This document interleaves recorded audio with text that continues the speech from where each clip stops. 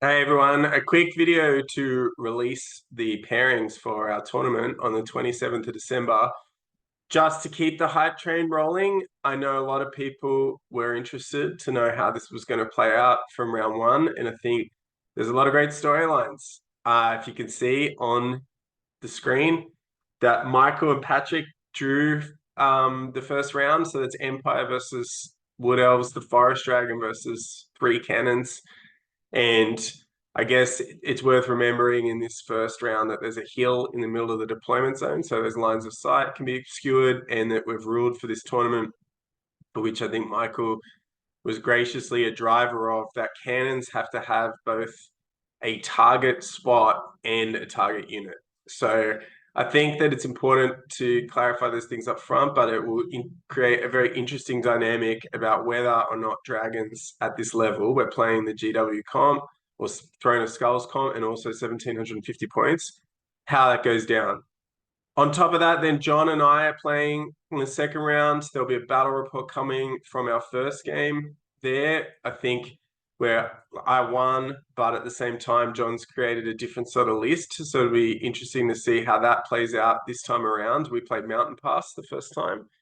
So that should be out next week as a bit of a warm up. Well, hopefully John doesn't get his revenge and I'm 2-up in that matchup. Thankfully for everybody who complained about Bretonia, somehow, I guess the favor of the gods reroll, the Bretonians are playing each other in the first round. So unless there's some sort of draw, even there, we're going to see one in the losers bracket and one in the winners bracket, and all of the hand wringing about Pegasus Knights and the Green Knight, so forth. It's going to resolve itself one way or the other. I'm very interested to see how that goes. Chris and Michael are playing in the fourth table. So Michael's got the gun line, or Mike, from the channel, has the gun line Empire list. Chris has a similar Beastman list to me, with less of the units that score points and a little bit more heavy hitting. Alex plays Paddy, Wolves of the Sea versus Chaos Dwarves, probably one matchup where one army has 1,000 units and the other one has the minimum possible. So it'll be fascinating to see who comes out of that.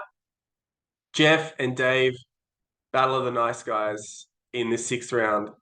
Jeff playing a similar list to Paddy in many ways, but he has the Hobgoblins on top of that. And Dave, who we've said Warhammer darling with his Orcs and Goblins, also with a varied list. It'll be interesting to see how he goes up against the Chaos Dwarves and the minimum, the big units, the big hitters, big shooters.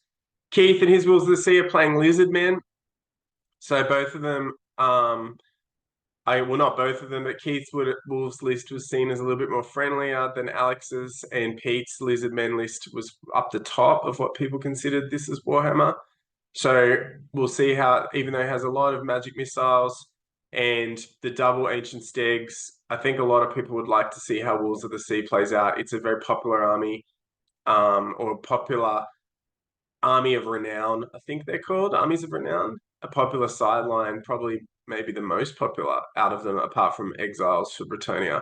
Finally, Alistair won the last tournament with a dragon with a ward save, now in a much more culturally inclusive list that is created. He's up against Cameron, who's trying to figure out if manticores are good or not, with a big lord and a big sorcerer in that matchup. So I think a lot of great storylines.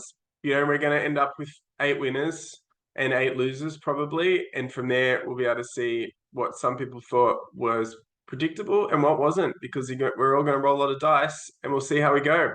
So can't wait. We're coming up on the 27th. Just a reminder, if you want to be in for the painting prize, we're looking for you to bring a piece of impassable terrain that you have altered in some way. So it might have just been painted, you might have built it yourself, you might have bought a kit from the internet and glued it together. That's, as long as you haven't just bought it off eBay as is, and you've added some level of hobby to it, you can submit it for the potential $25, $15, $10 store credit with Dave in response at Blacktown.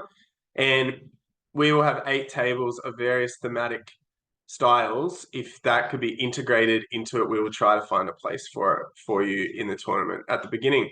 So we're starting at 8 o'clock. We're going to go through till 5. We'll see you then on the 27th. Can't wait.